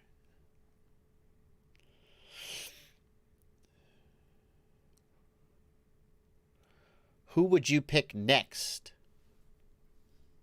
for a lightweight freestyle frame? Oh, to interview. I don't know. I mean, if I knew somebody off the top of my head who I wanted to interview, I would. Pete Smits, the AM32 guy, he actually was bugging me forever to try his ESC. And I'm like, on some level, I'm like, oh boy, you made a firmware for your ESC. Good for you. Because I'm just cynical, and I don't know. That's my attitude. But I'm so glad he persisted, because it was a great interview. I really enjoyed talking to him, and I'm really excited with the work he was doing. Some of the things the AM32 project is coming up with are very, very interesting. Who's next? XJet? XJet's interesting. He's a very interesting guy. Clearly been around a lot and seen a lot. The thing with XJet is what would I ask him? I don't know. What would we talk about? Because he has his own channel, So like I interviewed the Beagle Drones guy. A lot of times the people I interview are people that I want to know more, or I want to expose and give them more exposure. So the Beagle Drone, like, I just wanted to know what their deal was. Or this AM32 project. I was like, oh, this is pretty cool. More people should know about this. When I think about XJet, I'm like, I kind of almost feel like I already know him. It's probably not true. But like, I watch his content and I'm like, yeah, I know who this dude is. I know where he's coming from. So when I think about sitting down to interview him, I mean, I might enjoy sitting down and just having a meal with him or a beer and just talking and shooting the shit. But to like interview, like, what would I ask him? I don't know.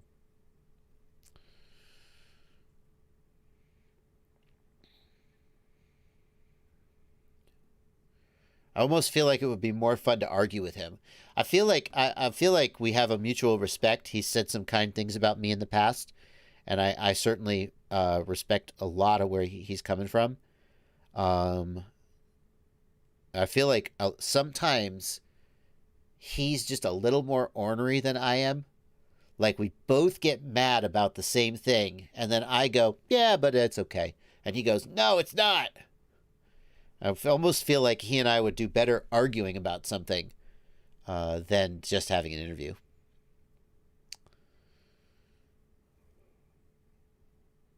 Anyway. Any updates on the linchpin? Says Orga A. The linchpin, what's the cutoff date? Has the cutoff date happened? Hold on. I think it might have.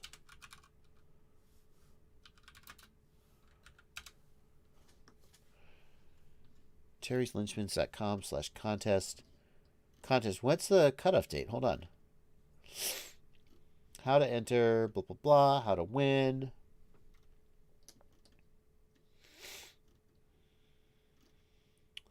Contest begins November 4th. Deadline to submit entry videos is April 1st. Okay. So it's very close to the end where people have to submit entry videos. Finalists announced. Wait a minute. Finalists announced March 21st. Something doesn't seem right here. I think they moved the... Did they move the date? It says finalists announced March 21st, but then it says submit entry videos by April 1st. That doesn't seem like time works that way. So I guess they're close to the end. I don't know what's going on though.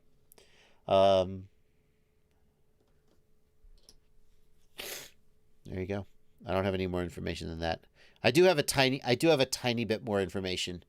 I guess I'll spill the beans. I heard that Terry had received one of the entries and was going to try to fly it and see how that worked. And we'll see about that. I think he wants to get into FPV. He wants to like be an FPV pilot. Have there been any submission videos? Are they private? Sam Carp, I don't know.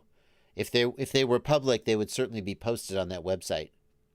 So I'm going to guess that there haven't been. But I don't know.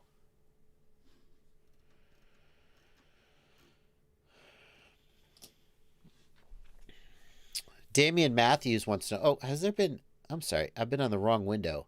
Have there been any... I may have missed any super chats. I have. Okay. I'll get those before the end of the stream.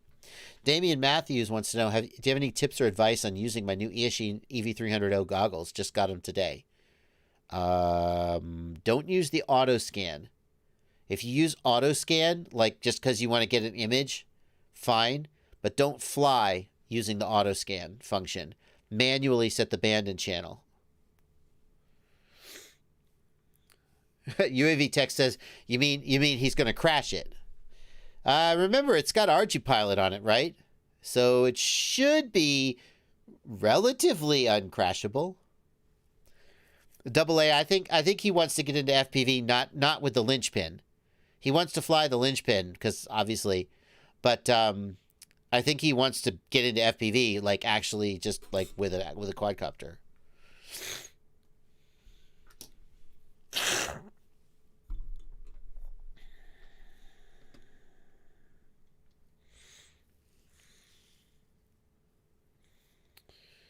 What is Mr. Stubbs not lying about? Whoa. Oh, how about that? Brendan Schulman. T. Simon suggests I interview Brendan Schulman. We interviewed him for the Flow State documentary. Oh. Am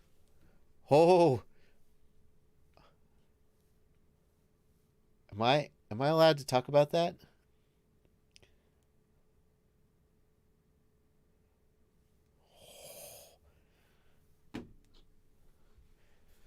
I'm going to talk about it because it's a live stream and you guys deserve good content. There's going to be, in the next month, a showing of the Flow State film, the FPV documentary that I've been working on with James Christensen. We're going to rent a theater and show it to a very select audience to try and, like, get feedback on, like, does it suck or is it any good? Which is pretty freaking exciting. It's getting close. It's getting close. Let me get these last couple super chats out of the way. Edward Ashley, thanks for a $2 super chat. Any experience with the Emax Eco 2207 2400 kV motor? No, but I recommend. They're very good motors, especially for the price, Edward. I have not run those motors, but if I only knew about products that I had personally touched, then there would be a lot of good products that I would not be able to recommend. So I always talk to people whose opinion I trust, and I pay attention to the messages I'm getting. Get hundreds of messages a day. And I feel very confident the Emax Eco motors are a safe choice, especially how inexpensive they are. Andrew Nelson, thanks for a $5 super chat. I'm still waiting on V2 goggles. So much bad DJI Juju, it seems, right now. Should I cancel my pre-order and get into analog first? No. No. Hey, you guys who have DJI, do you think he should cancel and get into analog? No, they're not going to say that. You're going to be fine. Most of the bad juju relates to the DJI FPV drone. So, it's fine. Hey, Scarecrow's there. Scarecrow FPV, do you have any updates for the chat before I sign off? Do you have any updates for the chat about the linchpin contest? I don't mean to put you on the spot. You could just ignore me if you prefer. Jeremiah Davis, what did happen to UAV Futures? He's been gone. Somebody asked me, and I was like, what do you mean? And I hadn't noticed that he had stopped showing up, but he sure as heck has. He stopped updating, too. Maybe I should reach out to him, like on Skype. I mean, I have his Skype. I know he was having a lot of troubles with COVID, with lockdowns and stuff. Like, he hasn't posted any videos in 30 days. His last post was a month ago. It was a stream. It looked like he was trying to get himself going again. Trev's top drone, DJI in your pocket. He did a couple of videos. Mostly a lot of live streams. And then just kind of stopped posting. So I don't know either.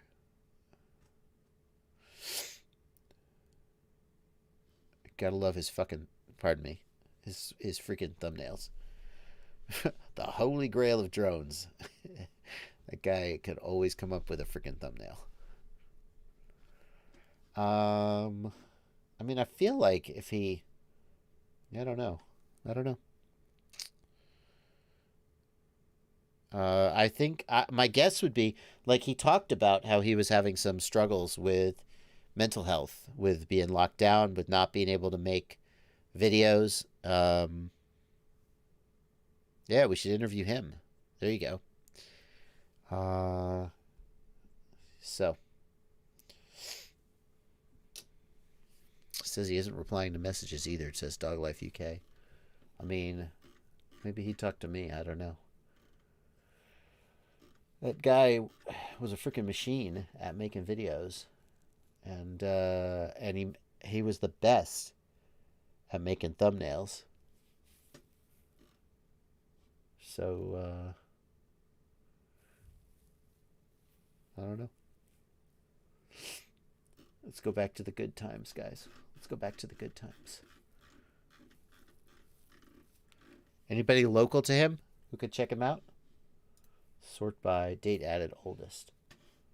I always like to go back and look at the oldest videos from people 5 years ago. 3-minute raw run FPV 250.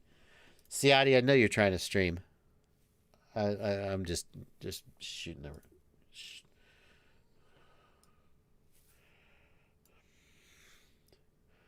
Oh my God.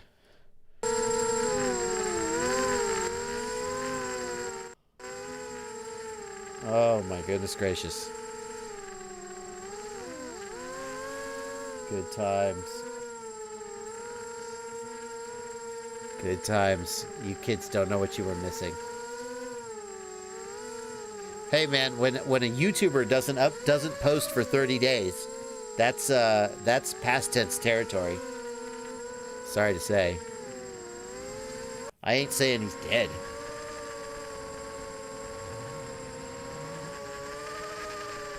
Oh my goodness gracious. Good freaking times. You kids don't know what you were missing. Where's his first actual video? Here's UAV Futures cheap airgate build. 1, 2, 3, 4, 5, 6, 7. Should you balance your props? So he starts out with just some random videos. Should you balance your props? His 1, 2, 3, 4, 5, 6, 7, 8th video. Should you balance your props? How to build FPV air gates. Make a Mobius mount. It's so fun to see how someone's tendencies just were always there right from the beginning. Always wanting to make content, educate, and entertain. Let's watch one. How to build an FPV air gate. Let's look at Baby Stu.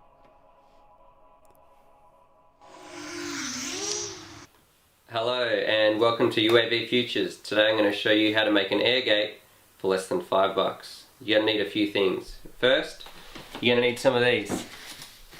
These pool noodles.